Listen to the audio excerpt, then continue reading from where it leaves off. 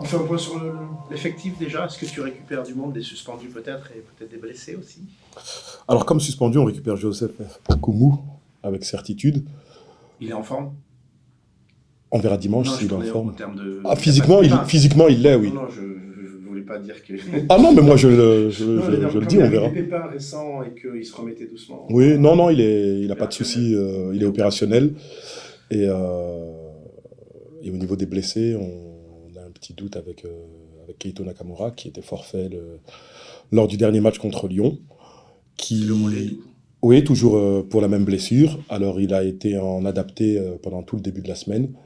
Et depuis hier, il s'entraîne avec le groupe, mais pas sur toutes les parties. Donc, on va essayer de faire en sorte qu'il soit apte et à 100% pour le match de dimanche. Le mollet, c'est toujours délicat parce qu'on sait que si ça s'aggrave, ça peut durer derrière. Ça fait partie des. Oui, c'est une partie qui est assez sensible. Après, le problème qu'il a, je ne le connais pas avec précision, mais d'après ce que le doc a expliqué, il ne faut pas prendre de risques non plus, quoi. Donc on n'en prendra aucun. Les autres absents sont toujours les mêmes. Voilà, ce Certains sont qui les sont absents matchs. de longue durée qui sont Jordan, Yaya Fofana, Reda Kadra et Modarami. Et Teddy Thomas est opérationnel également? Oui, Teddy Thomas était aussi en adapté une partie de Ouais. la semaine, mais il devrait pouvoir nous aider lors du match de dimanche. Comment s'est passé l'après-Lyon? Voilà, les discussions, l'analyse. Tu nous l'as déjà faite à chaud. C'était la même à froid. Oui, c'était la même à froid. On a pris le temps de discuter avec les joueurs pour leur donner notre sentiment, leur dire qu'on n'a pas été à la hauteur, on n'a pas joué notre carte à fond et on a manqué d'ambition, mais que le match était terminé, qu'il y avait une semaine pour préparer un match qui, qui est important et qu'il fallait que cette fois on soit à la hauteur et qu'on ne se loupe pas. Est-ce que tu as un sentiment que l'équipe rentre dans les matchs avec la peur au ventre? Le fait de ne pas avoir de résultats positifs, ça met du doute, je pense, dans la tête des joueurs. Et ils sont peut-être un peu inhibés. Mais quand je vois la semaine d'entraînement qu'ils ont eue, je me dis qu'ils doivent avoir confiance en leur qualité, parce qu'ils en ont beaucoup. Ils ont de la qualité footballistique, ils ont de l'énergie.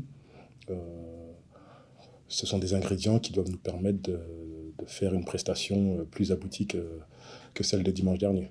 Tu sens qu'ils ont conscience, que le groupe a conscience quand même de la situation, de la dégringolade de l'équipe? Ah oui, ils en ont de plus en plus conscience. S'il y en a certains qui ne prenaient pas conscience que la situation n'était pas bonne, bah, je pense que maintenant, en regardant le classement, en voyant la pression qu'on leur met au niveau du staff, au niveau du club, bah, ils doivent être pleinement conscients qu'on est dans la difficulté. Comment elle se matérialise cette pression que vous mettez? Bah, elle se matérialise par le fait qu'on qu'on insiste sur chaque détail, sur chaque situation qu'ils vont devoir gérer, que ce soit sur ou hors du terrain. Euh, on les met face à leurs responsabilités et on est beaucoup plus dur au niveau de la discipline. Parce que je pense que ça passe par la discipline aussi. Est-ce que tu penses que ça passera par le jeu ou alors aujourd'hui c'est vraiment une victoire dont vous avez besoin? Tant pis si c'est un penalty à la 97e minute, tant pis si c'est un but contre son camp. Est-ce qu'on en est là ou alors est-ce que tu penses que de toute façon ça passera comme souvent ou parfois, je sais pas, en foot, par le jeu? Bah, la victoire, forcément, ça sera la concrétisation d'une prestation pleine, aboutie sur tous les points, que ce soit au niveau du jeu, que ce soit au niveau de l'engagement, parce que l'engagement va être aussi important quand on est dans notre situation. On ne peut pas jouer et se dire que ça ne va passer que par le jeu. Donc, pour moi, tous les éléments vont être importants, et c'est pas parce qu'on va être bon dans tous ces éléments que la victoire sera au bout. Faut la réussite. Mais c'est important, oui, bien sûr il faudra la réussite aussi, mais il sera important de faire une prestation convaincante.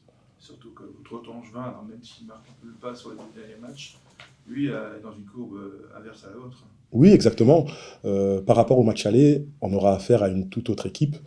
Euh, une équipe bien plus disciplinée, bien organisée, mature et très dangereuse, notamment à l'extérieur. Donc on s'attend à une confrontation aussi difficile que celle qu'on a vue la semaine dernière, même si au niveau du classement, c'est une équipe qui est bien plus proche de nous que l'était Lyon, mais ça va être difficile et on en est conscient. Tu parlais de discipline, j'imagine de discipline collective, mais aussi de l'aspect individuel. Vous restez sur 2 cartons rouges, malgré tout, sur les 2 terrains journaliers de championnat. Est-ce que vous avez mis l'accent aussi là-dessus? Ça fait partie des points qu'on doit corriger. On doit terminer les matchs à 11. On est déjà assez en difficulté pour qu'il y ait des défaillances qui nous fassent jouer avec un joueur de moins. Donc ça fait partie de la discipline, ça fait partie de la maîtrise de soi aussi, que même si les choses ne tournent pas en notre faveur, on puisse rester maître de nous-mêmes. C'est lié au contexte, j'imagine aussi, ce manque de sang-froid par moment. Oui, mais les joueurs souffrent de cette situation. S'imaginer qu'ils sont contents d'être là ou qui sont détachés, je pense que c'est faux. Ils souffrent, ils le montrent peut-être d'une autre façon qu'un coach, qu'un dirigeant ou que l'encadrement du club, mais ils souffrent certainement plus que n'importe qui d'entre nous au club. Est-ce que vous craignez, les supporters aussi souffrent et sont déçus forcément, est-ce que vous craignez un Stade de l'Aune un peu en colère qui vous accueille et du coup est-ce que vous dites aussi qu'il faut aller les chercher parce que il faut leur donner ce qu'ils attendent aussi, probablement. Tout à fait normal qu'ils soient en colère, mais on a besoin d'eux. On a besoin qu'ils soient avec nous, mais ils ne viendront pas comme ça, tout seuls. Ils ont besoin que, dès le début du match, et je dirais même dès l'échauffement, qu'il y ait une énergie dans l'équipe, qu'il y ait une équipe unie, qu'ils sentent une équipe combative. Vous savez, un supporter, je pense qu'il ne demande pas tout le temps d'avoir une victoire, parce qu'ils savent qu'un match, ça se joue sur certains détails qui ne sont pas forcément maîtrisés par l'équipe, mais ils ont besoin d'avoir une équipe combative, et ça ne l'a pas toujours été ces dernières semaines. Comment vous appréhendez le fait que cette première à Deaulne, pour vous, vous l'avez vécu plutôt bien en termes de résultats en fin de saison dernière, dans le contexte qui est un peu différent là aujourd'hui, comment vous la ressentez, cette première face à Angers? Moi, j'appréhende tous les matchs de la même façon, donc c'est surtout de savoir comment les joueurs vont rentrer dans cette partie qui est important. Pour ce qui est de ma part, je ne suis pas acteur, donc ça ne sera pas à moi de gagner des duels, ça ne sera pas à moi de marquer des buts, faire des passes décisives. Donc en soi, moi je vais essayer avec le reste du staff d'apporter un maximum de notre énergie, de leur donner les directives et les conseils qui pourront les aider. Mais une fois qu'ils seront sur le terrain, même s'ils doivent nous sentir à côté ou derrière, on ne pourra pas intervenir, ça ne sera que.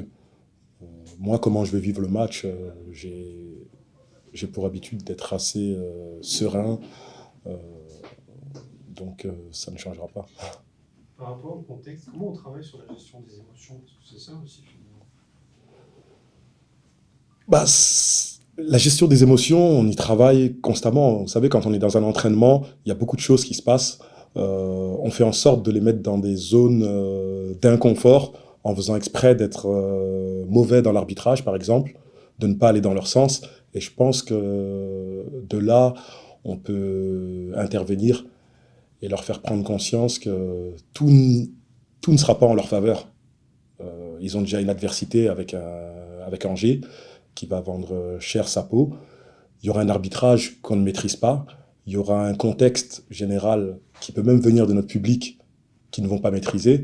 Mais malgré cela, ils se doivent d'être concentrés sur leurs prestations, sur la qualité de leurs prestations, sur leur engagement, et uniquement sur ça. Tout ce qui est à côté ne doit pas les faire sortir de leur match. Alors c'est facile à dire pour moi, mais ils devront mettre tout ça de côté et être professionnels. Un mot sur Amadou Koné qui a fait un bon début de saison et qui a eu cette blessure à Saint-Etienne. On a l'impression qu'il a mis un peu de temps à revenir, notamment au titulaire. Ce sont des choix ou alors la blessure n'était pas totalement résolue? C'était quoi l'idée? Alors au niveau du timing, son retour était prévu pour le match d'Angers. Ah ouais. Donc il était un peu en avance et bien évidemment qu'on n'allait pas prendre de risques. lors du déplacement à Bourgoin et Lyon, il n'était pas tout à fait remis. Donc les quelques minutes de temps de jeu qu'il a eu contre Lyon, c'était presque du bonus. Et il y avait même un petit risque. Donc on y va doucement, mais sûrement. Ici, on a un premier match ce dimanche, on en a un autre vendredi, ensuite on enchaîne le mardi. Donc on aura besoin d'un Amadou Koné à 100%, et ce serait bête d'aller un peu vite avec lui et de le perdre pour ses prochaines échéances. Pardon. Le rôle des cadres dans cette situation, il est plus important que d'habitude? Il est aussi important que d'habitude, mais le rôle des jeunes l'est tout autant. Parce qu'on parlait de souffrance tout à l'heure, mais les cadres se sentent responsables aussi d'en arriver là. Et les jeunes, avec leur insouciance, ils se doivent de leur faire prendre conscience qu'ils sont là pour les aider aussi. Si on se dit, il n'y a que les cadres qui sont responsables et il n'y a qu'eux qui doivent nous faire sortir de cette situation-là, je pense qu'on se trompe. On a besoin aussi bien des jeunes que des cadres. Noah, déjà tout simplement, comment vous avez digéré le difficile match, on va dire, vécu à Lyon dimanche dernier? Ah, très compliqué, hein. Très compliqué, défaite lourde. Mais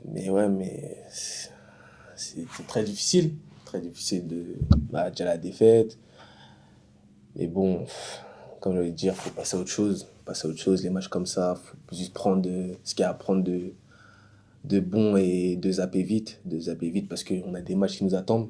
On doit vite se remobiliser pour gagner les matchs qui arrivent, car c'est très important, vu notre situation, et voilà. Vous arrivez à comprendre à froid comment on peut passer à côté comme ça? Passer à côté, ouais, on comprend. Quand on voit le score, en tout cas. Normalement, c'est pas normal. Pas normal, on sait tous qu'on n'a pas fait notre job. Mais on essaie juste, voilà, de prendre le meilleur et de passer vite à autre chose. Parce qu'il y a des matchs qui nous attendent. C'est difficile de passer des moments d'euphorie de la qualification en coupe et après de retomber assez bas finalement contre nous comme ça, c'est haut et c'est bas. Ouais, c'est difficile, hein. C'est difficile, mais ça fait partie du jeu, j'ai envie de dire. C'est partie du jeu. Est-ce qu'il y a une prise de conscience de la situation? Alors, vous n'êtes pas relégable, vous avez 4 points d'avance ou 5. C'est la dynamique qui est pas bonne. Est-ce qu'il y a une prise de conscience? Oui, il faut la stopper? Ouais, c'est ça, il faut la stopper vite. C'est pour ça que je dis que contre Lyon, on prend juste les bonnes choses. Et il faudra les mettre en place contre Angers, avec la volonté de gagner, la détermination, et voilà. C'était quoi les bonnes choses à Lyon du coup? Par exemple, le début de deuxième mi-temps, on a commencé à presser, on a su créer des occasions, on a commencé à mettre, je vais dire, on a été solidaires. On bougeait l'un pour les autres, on faisait les efforts ensemble, le reste du defense était bon, le contre-pressing aussi. Et voilà, il fallait continuer sur ça, et c'est ce qu'on reprend pour le match d'Angers. T'as l'impression que l'équipe est dans une phase de doute finalement? De doute, on va dire que c'est un peu normal, vu si on compare avec le début de saison, on gagnait, on était bon, et là d'un coup, on commence à perdre, on perd nos moyens, donc il y a un peu de doute, mais il faut garder la tête froide et aller vers l'avant, et tous se réunir pour aller vers l'avant. Est-ce que les départs d'Emmanuel, de Marshall, ça peut impacter un moment ou pas la vie du groupe? Ça fait partie du mercato, on sait. Ouais, ça fait partie du mercato.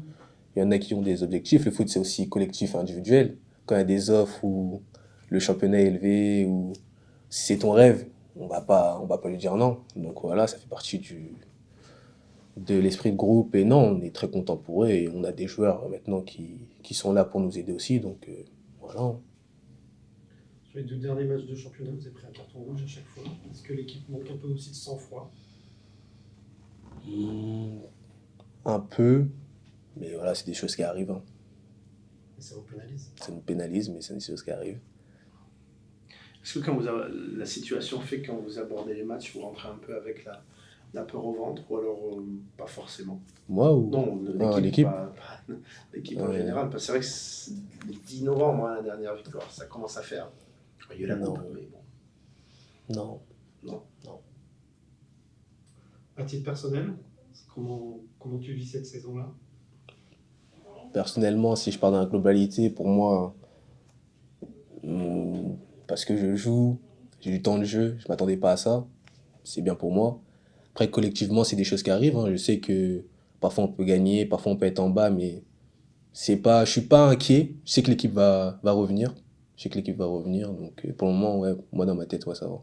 Tu as été un peu repositionné sur le dernier match. C'est un repositionnement justement, ou alors ça a fait partie de ta formation de jouer également dans cette zone du terrain?